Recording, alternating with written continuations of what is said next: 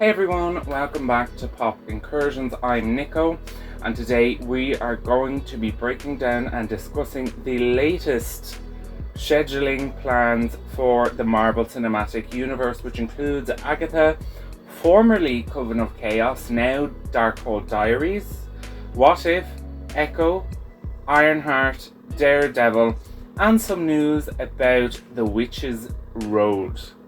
I would also like to let you know that this fan art for The Witch's Road was actually created by myself, and I'm quite proud of it, I have to say. So let me know in the comments what you think of my The Witch's Road special presentation fan graphics.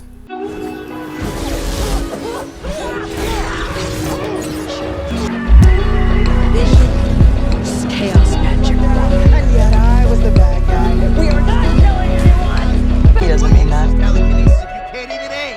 Do you want to do it? Hey, driver. Met with a much steep.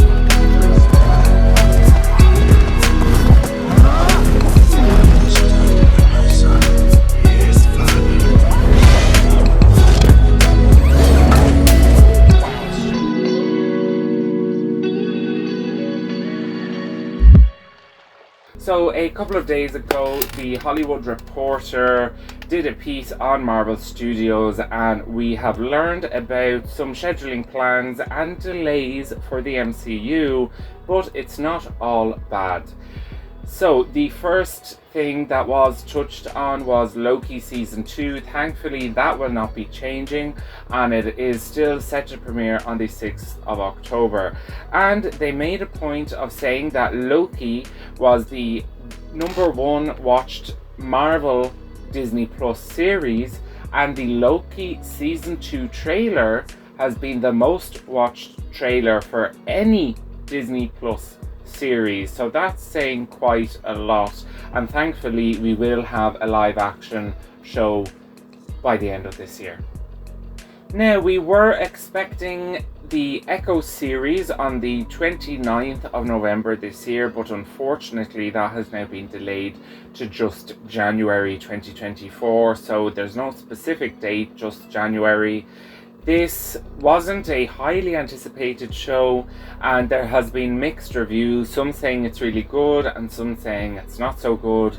And this will be the first series of an MCU show that will be released all at once. So instead of the weekly episodes like we've seen with previous shows, WandaVision, Loki, Secret Invasion, She-Hulk, instead every episode will be dropped as soon as it premieres. And this apparently is because Marvel doesn't think the show is that great, so let's just get it all out of the way at once because no one is really anticipating it. Although I think that it's actually going to be a bit of an underdog, and I think that on reflection we may actually enjoy it because we don't have those high expectations. We also know that Kingpin is going to be the villain, and of course Kingpin made his MCU debut in Hawkeye, and Echo is a spin-off from Hawkeye.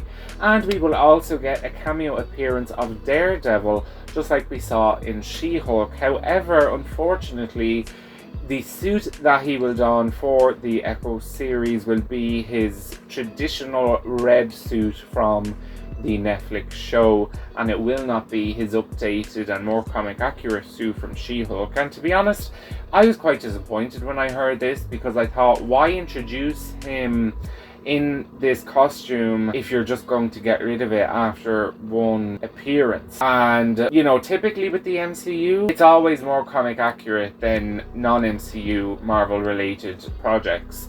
So I don't understand why they're going back to the Netflix costume after him literally just getting a new one in She-Hulk. And the whole point of him coming out to LA was for his new suit by Luke Jacobson. Then some exciting and positive news is that we will be getting What If Season 2 this year, and it's supposed to come out around Christmas Day. Now, there's no specific date, and it's not a Christmas themed season. There is an episode that will look at Christmas, but it will just come out around Christmas. And honestly, I am very, very happy about this. And if you have been watching my channel and my Funko Pop reviews, you will know in one of my What If Funko Pop reviews, I actually mentioned that there was a rumor it would come out by the end of the year. So I'm glad that I was able to pick a credible rumor to speak of. I'm very excited about What If. I think What If is an extremely underrated show, and it's perfect for the MCU, especially in the multiverse saga, when there is a multiverse of infinite possibilities and different choices. Also, if you are interested in learning what each episode of What If Season 2 is about, make sure to hit that subscribe button, because in the coming days I will be releasing a video where we break down the alleged episode descriptions for the entire Season 2 of What If. And there will be plenty more to come on the channel over the next few weeks, so make sure to hit the subscribe button anyway. The next MCU show that we have some updates on is the XMen 97 series. XMen 97 is going to be coming out in early 2024, so I imagine this would be after Echo but before Deadpool or Captain America Brave New World. We do know it is kind of a sequel to the original X-Men series that was on Fox, and it has been described like a retro love letter to that original series. Let's discuss Agatha Coven of Chaos, or now called Agatha Darkhold Diaries. Now, before we discuss dates, apparently the reason for the name changes. When this was first announced, it was Agatha House of Harkness, then Agatha Coven of Chaos, and now Agatha Darkhold Diaries. Apparently, the name changes are less of Marvel being indecisive and more of a sign that Agatha is back doing her old skullduggery, as they put it. However, I have seen a few kind of comments and people saying, well, the Scarlet Witch got rid of all the Darkholds from, across the multiverse. So why is it such a central part of the title? And I get what people are saying, but people have also said, number one, Doctor Strange has a photographic memory, which means the Darkhold still lives on in him, especially after that third eye. We also know the Scarlet Witch used the Darkhold, and we got to see that the Darkhold very much so kind of rotted away at her a little bit. We got those black fingertips, and just the general vibe was a little bit more grungy, I suppose. So that begs to reason that Agatha will also perhaps either remember everything in the Darkhold, because she did have it for thousands of years. I mean, she's had it since like the 1600s thereabouts, the Salem trials. So if anyone's going to remember it more, it's going to be Agatha. We didn't get an exact date, but we do know that it will serve as a lead up to Halloween for the MCU. So likely, I'm going to say September, or very last week of September it will premiere, and then we'll watch it throughout October primarily. And I think this is a genius marketing decision for Marvel, because witches are quintessential Halloween, and people who don't normally watch Marvel may watch Agatha Darkhold Diaries because they're in the mood for Halloween themed shows, and a show about witches and a warlock, Wiccan, is right up that alley. So I think it's a very smart move to try and be more strategic. I didn't expect us to get it by the end of this year, so I'm quite happy with that. I'm just very excited. WandaVision, one of my favorites. My husband is a huge Scarlet Witch fan. I'm a fan as well, but not half as much as he is. And for me, I loved Agatha in WandaVision, so I can't wait to see her again. Look, it's the star of the show. And I'm very excited about Joe Locke playing Wiccan, and the fact that Wiccan is supposed to be comic accurate, meaning he will be gay, and we'll finally see an openly gay guy. Like, I know there's Korg, I know, but it's very just little things here and there that he says. And then of course we saw Dwayne at the end of Love and Thunder. But allegedly he will have a boyfriend in the show, so I'm very excited, and it's about damn time. They're telling stories about people who don't fit the norm, and it's like, does that really matter that much? It's just this or that. No, it matters, because look at how much division it causes in the world and how much suffering. Very important that we represent people. The next show that was mentioned in the Marvel scheduling announcement was Ironheart, and I'm very, very sad about this, because Ironheart is a very, very exciting character entering the MCU. I think that Dominique Thorne, who played Riri in Black Panther Wakanda Forever, did an amazing job. I absolutely loved it, and it's such a special introduction into the MCU in Wakanda Forever, paying tribute to Chadwick Boseman. And then the fact that Ironheart is a sequel from Black Panther Wakanda Forever is even more special. But unfortunately, it has been delayed indefinitely. Now, apparently this is for two reasons. Number one, they want the show to be closer to Armor Wars. Armor Wars was a show. Now it's going to be a film about Rhodey, aka War Machine, trying to get back all of Tony's technology, which we have seen become lost essentially throughout the last phase in the MCU, with Damage Control, Spider-Man, Miss Marvel. Armor Wars is going to be very interesting, and I think between that and Ironheart, we're really going to see Riri take over that mantle from Iron Man. And Ironheart is just like Agatha. It's such a very new and different thing from Marvel.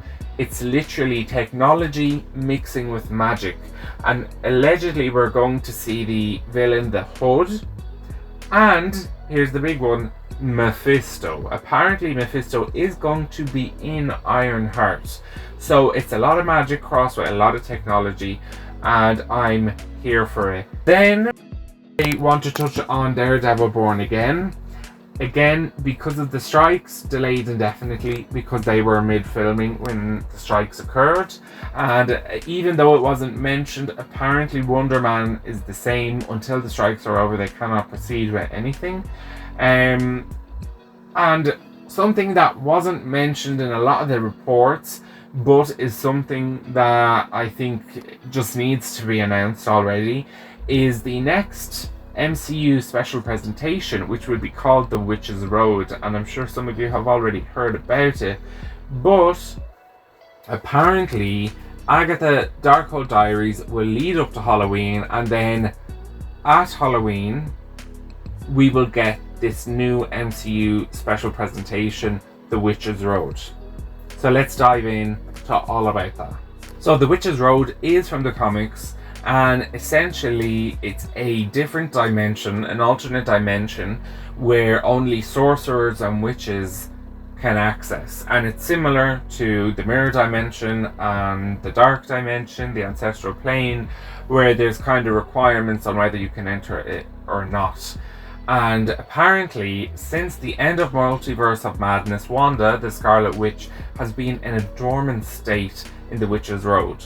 And apparently the kind of synopsis or the plot for this show has been, in order to confront a new enemy, the Scarlet Witch must journey to the magical realm of the Witch's Road. The path is full of dark surprises around every corner, and Wanda must keep her wits about her to survive.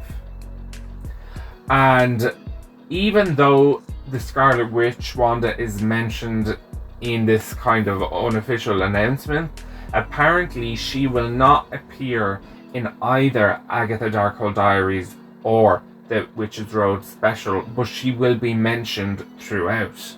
And the Witch's Road special will serve as a prequel to the Agatha Darkhold Diaries series, as it will explain the origins of something that will be in the Darkhold Diaries series, and it's something very exciting and very big, I can tell you.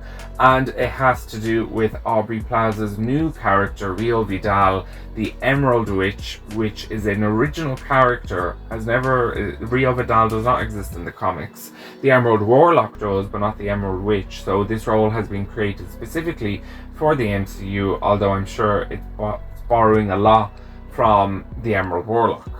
The Witch's Road special presentation will be similar to Werewolf by Night, in the sense it's going to be in the supernatural and a little bit dark, but it will also, like Werewolf by Night, be all killer, no filler, and that is something we like to hear. So it's probably going to be around 45 minutes to an hour, and it's going to be good. It was allegedly, because all of this is unannounced, filmed on the set of Agatha Darkhold Diaries, so all ready to go.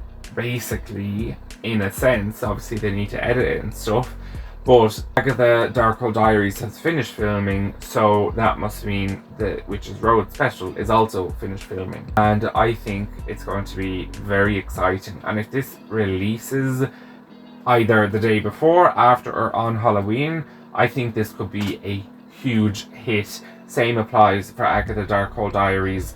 They are really being very strategic in placing these supernatural related parts of the MCU around Halloween, and I think it could bring a lot of new people to the MCU that wouldn't typically have been drawn to it before, because this is going to be a project that is very different. The Witch's Road does have connections to things like the Ulysses Bloodstone in the comics, and of course we saw Ulysses in Werewolf by Night, so I don't think this is just let's do something like it. I think this is going to be a connection, and we know that between Werewolf by Night, kind of WandaVision, but more so Agatha Darkhold Diaries, and now The Witch's Road, alongside Moon Knight, all these supernatural, kind of magical yet supernatural characters and corners of the MCU are going to start being connected, likely and hopefully at some point in the future, for a Midnight Suns team. And it's a side to Marvel that hasn't really been overly explored, with the exception of Werewolf by Night and Moon Knight so far, so I'm quite excited about it. Now, like I said earlier in the video, I will touch on films for next year. While there are no announcements made, it makes sense as to why there's no announcements made, because they don't know anything until the strikes are over, and the longer the strikes go on, the more delayed things will become. And look, I'm in two minds about the Marvels releasing this year. I'm extremely excited, but if the strike isn't over by then, I would be very sad to not see Iman Vellani, Brie Larson and Teyonah Parris not being able to do promotion and red carpets and premieres for the film, especially for Teyonah and Iman Vellani, where it's their first Marvel film, although I'm sure they'll get many more. It would be great for them to be able to do promotion, and it could be the last Marvel film we get for quite some time, because apparently in terms of Deadpool, which was supposed to be coming out in May of next year, it could only survive 1 to 2 months of the strike, and then thereafter it will start to be delayed. And now in terms of Captain America Brave New World, that's supposed to be coming out next July. That all depends as to whether they still need their actors for reshoots or any more filming or recording. We're hearing a lot about Disney Plus shows, and that could be because this may be the only content we're getting over the next 12 to 16 months with the MCU, because if the strikes continue and continue and continue, that's more time delayed for current projects, which mean films and shows. And like I said, in terms of Echo, they may be postponing Echo to January or later, because they're going to need content to feed to the MCU fans while they're trying to catch up on time lost with the films. Of course, we want the films when we can, but here, certainly at Pop Incursions, we support the writers and the actors, and they should get paid what they deserve for their hard work. And it really is hard work, especially with the MCU. It's high quality and it's blood, sweat and tears, and everyone, writers and actors alike, everyone wants to get to that very high level standard of working and quality that they put into their projects, but they need to be compensated as such. Now that is everything for today. For those of you that have been with me since I started the channel earlier this year, you will notice that the channel has some new branding and graphics. I much prefer the new kind of purple theme for Pop Incursions in terms of the intro, the logo, graphics for the channel and our social media. It's just, personally, I've spent a lot more time on this, and that is why I haven't been as regular with my videos, because I wanted to really put my heart and soul into making sure there's a really good kind of branding and logo for the channel that will last for some time. Make sure to give the video a like and let me know down below what you think of everything that we discussed today, because there's a lot. And make sure you click that subscribe button for more videos, not just Marvel news, but we break down trailers, episodes, films, and we feature a lot of Marvel Funko Pops. I'm Nico at Pop Incursions. See you next time.